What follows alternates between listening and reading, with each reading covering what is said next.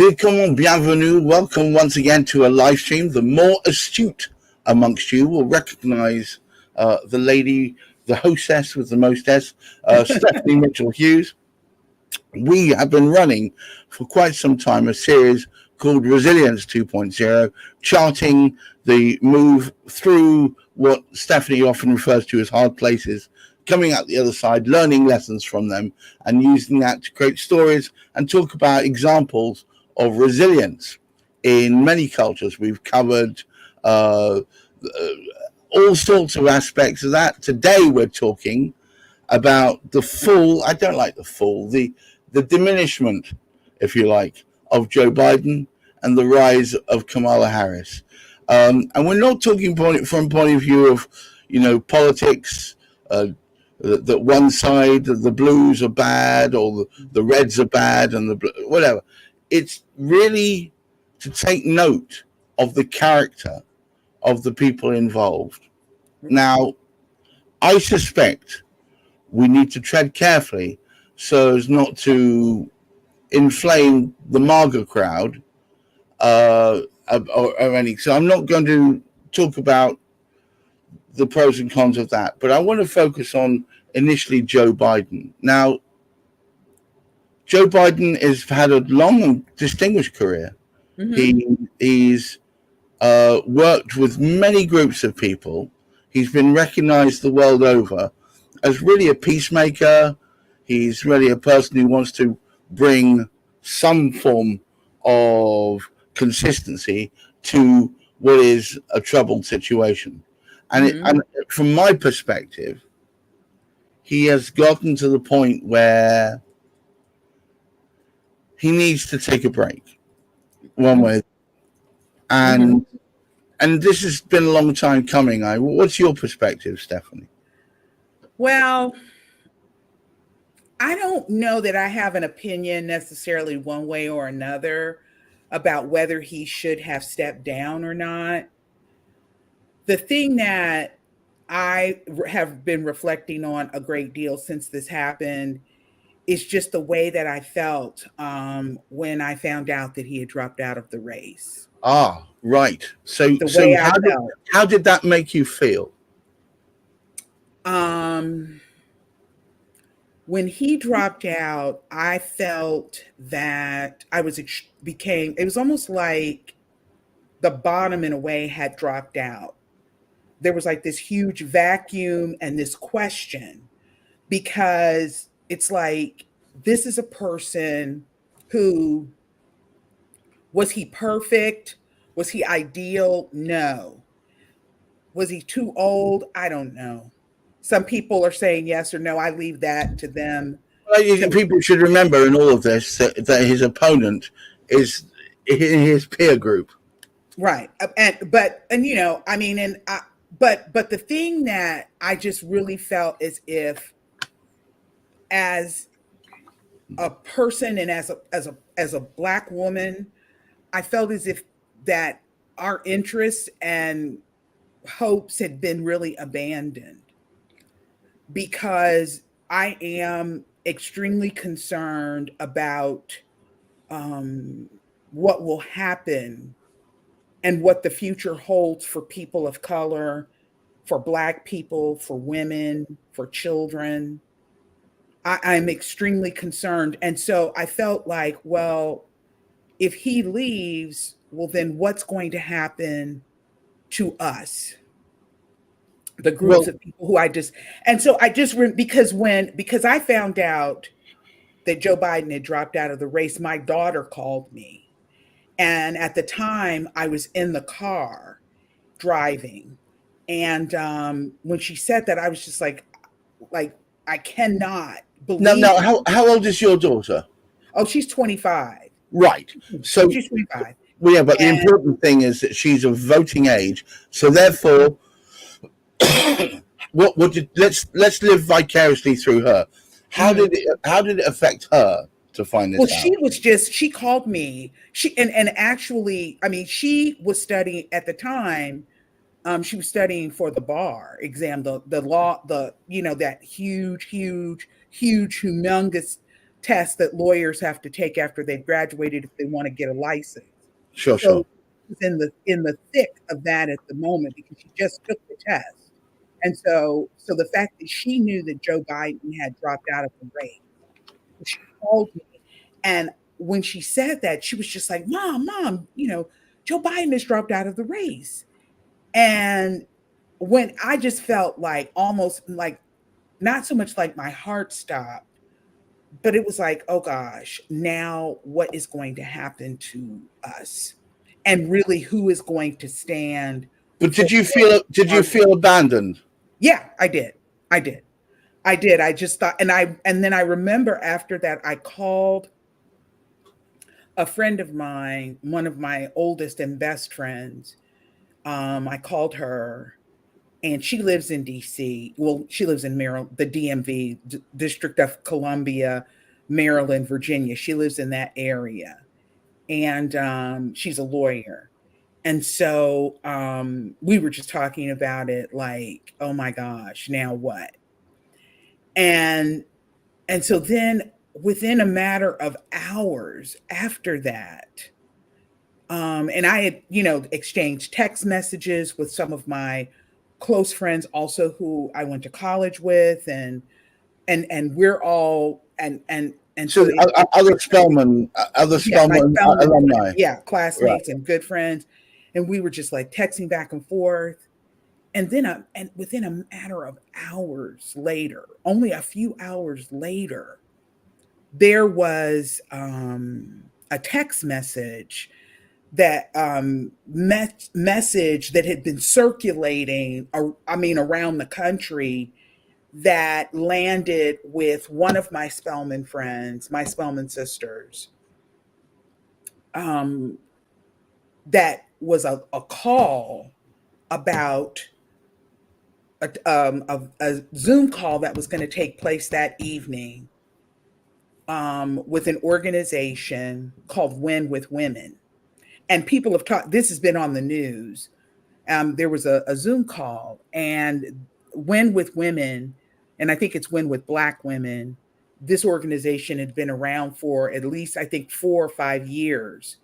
Right. And it was a small group of people who had been meeting and talking about Black women and how we could harness our political power for the interest and in the interest of the whole country. And the other Okay. thing I'll say as an aside, oftentimes it has also been said over the years, the last few years, last cycle of presidential elections, that Black women have elected a president twice. We've elected a president twice. Okay. And we would have elected, Oh no, no, you can't just skate over that. Who are we talking about? we would, and I'm not going to say who I'm talking about, but I think you know who I'm talking about. I know one of them. And then it was Are we also, talking about the same one twice? yeah. Yeah. Mhm. Okay. Okay. Yeah. And it's also been said that it was also said I that know who you're we talking would about. I have, think he's one of my favorite human beings. yes. Hmm. And And then, I but was surprised that mhm. his wife didn't throw her hat into Oh the no, ring. I'm not. No, I'm not. I'm not. And so we're not going to talk about the politics part of it No. because we don't want to get into all of that. But No, no, no. I get you. I get you. I I was am only surprised because she's absolutely amazing. That's all. not at all shocked that she did not. But they said that we would have elected one a third time, but unfortunately, not enough. We just didn't get enough people, other people, to vote with us to Well, push it has to be said that this in the woman over the line. I last four elections, because I looked it up, that there have been in America, Hmm. the turnout has been doing that. Yeah, it will, and it will, and it can. But we understood one of the phrases that is oftentimes used within African American Black communities is you have to understand the assignment. And so we understood the assignment with the election when we would have gotten another president in. So here's the question: do you think you've understood? Oh, Are you definitely, Quill definitely. understood the So assignment that, this time round? yeah, so that it's against that background that you got Win with Women, Black women, talking about harnessing our own power and our own influence. Well, So I'm just going to ask you. You know me; I like asking blunt questions. mm-hmm. Can we move on to Kamala Yeah, Harris? so that's where I'm getting ready to go. Yeah, but So what I want to ask you is, mm-hmm. as a black female community, have you taken her to your bosom? Oh, absolutely, without question. So this is what happened though that Sunday that Joe Biden dropped out of the election. Right. So I felt abandoned. I felt really defeated Well, you would do. You would do. and really Yeah. hopeless. I guess the best word for me was hopeless. I felt hopeless. Like, what are we going to do? And how are we going to overcome this? Because we understood the assignment when Joe Biden was still in the race and we knew what needed to be done. Right. But how are we going to get this done? So then a matter of hours, there's this thing circulating about this call that's going to take place called Win with Black Women. And they're going to talk about the person whose name popped up within, a matter of a half an hour, 45 minutes of Joe Biden dropping out. It then became Kamala Harris. Of course. Well, And she's then been, there she's was been the waiting in the call. wings. She's been waiting in the wings, and Well, she's they been making the said right that she was noises. going to. This is who the nominee is going to be, and so the potential at that point. This is the person who we can have as our nominee. And so when that possibility leaked up, and then there was the call of Win with Black Women, where that they were going to do that call that evening. There were 44,000 Black, I'm assuming mostly, overwhelmingly Black women. There were also some other women of color who had also joined the call to What was talk it? What was about. it on Zoom? Yeah, it was on Zoom, and I'm it was surprised. I'm surprised they didn't crash it. well, and they because the thing is that then Win with Black Women was a really small group of people who would meet. And so initially their limit on Zoom was 1,000.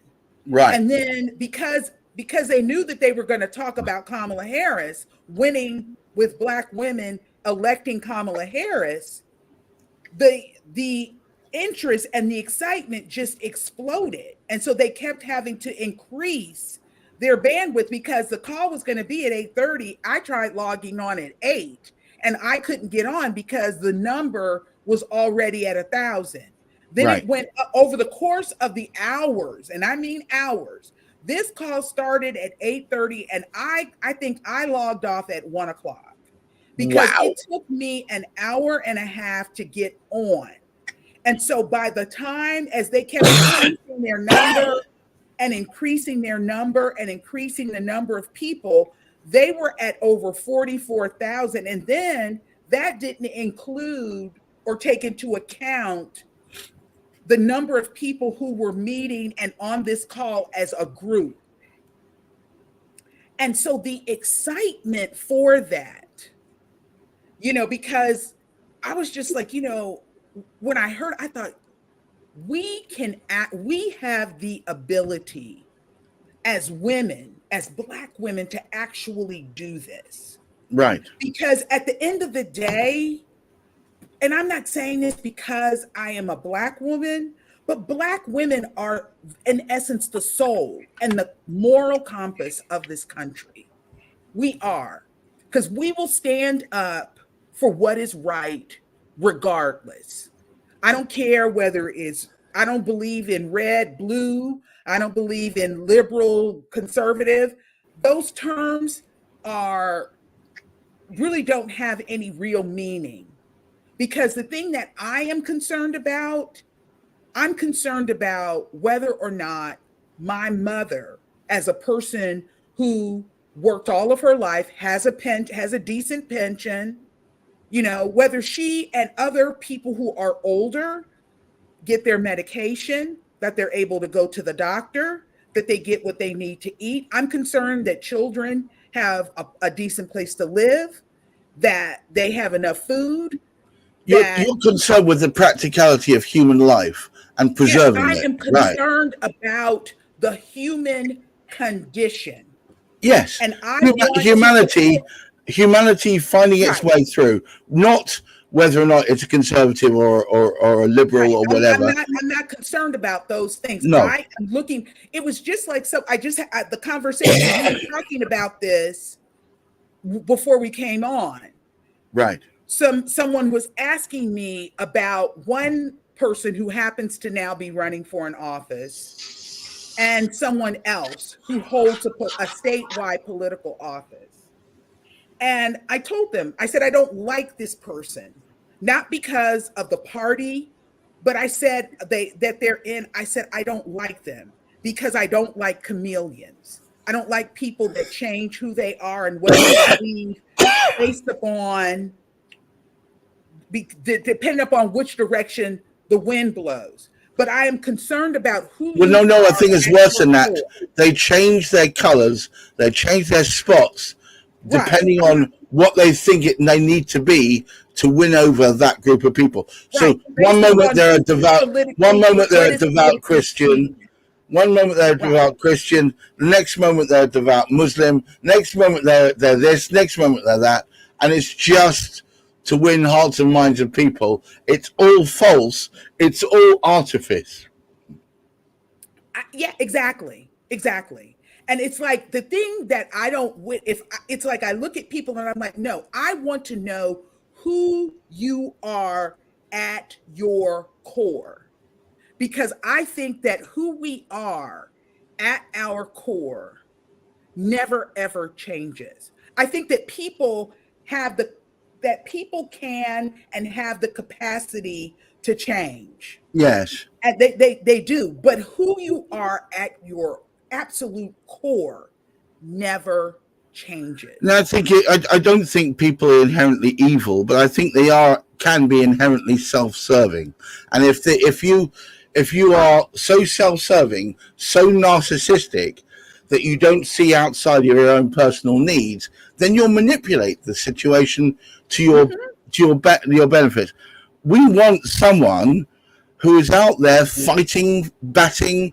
We call it going out to bat for us. That's what we want Yeah, as a human race, not as a blue, a exactly. black, or even as an American, just as a Right. human. It is,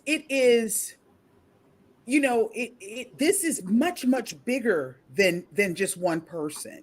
And the question is, what is the legacy that you want to leave?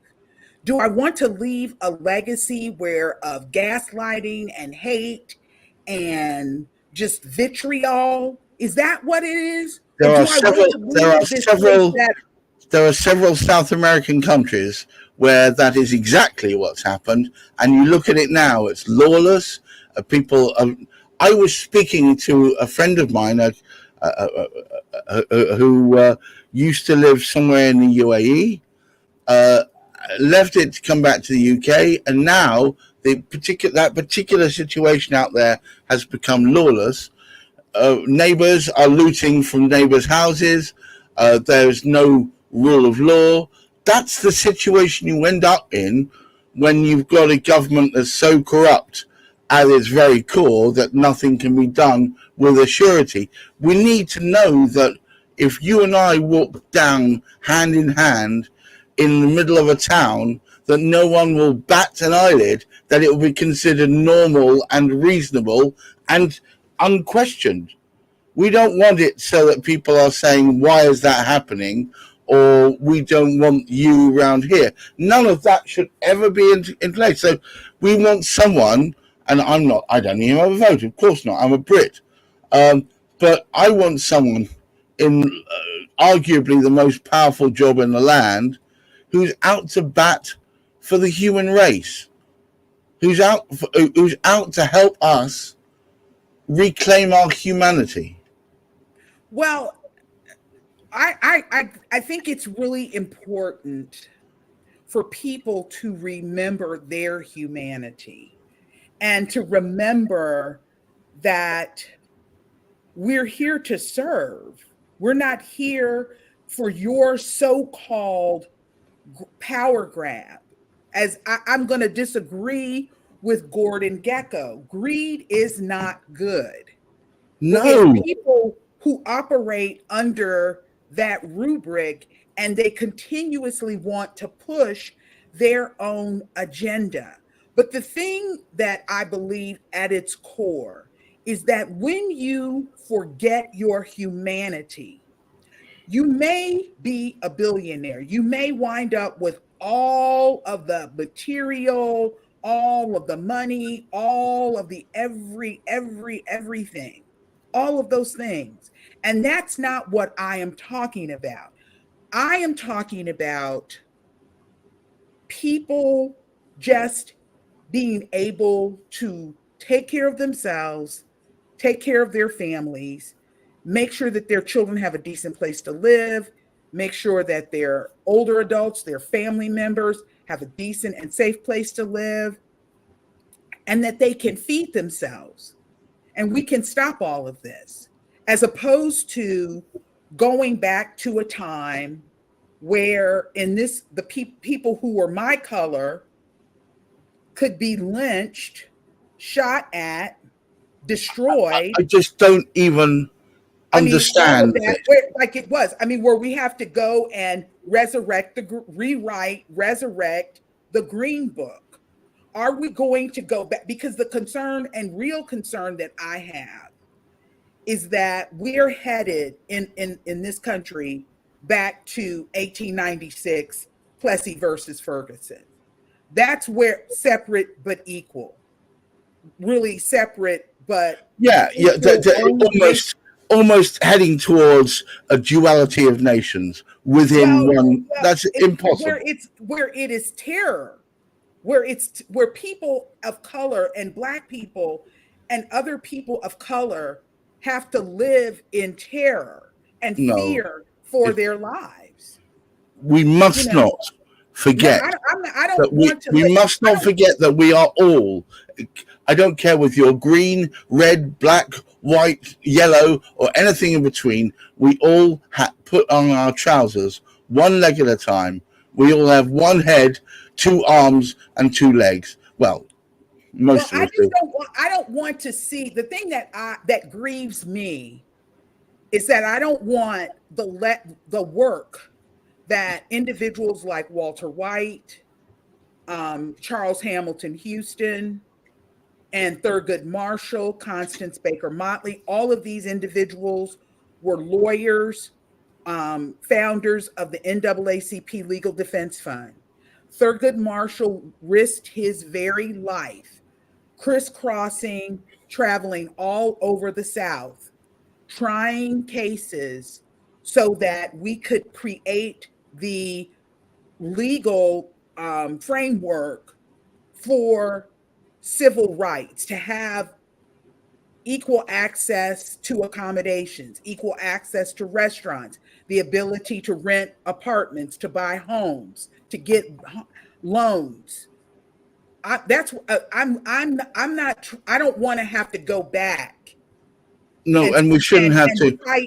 I'm going to have to wind this. I'm going to have to wind this discussion up, primarily because my throat isn't doing so well, and also because I'm being called down for supper.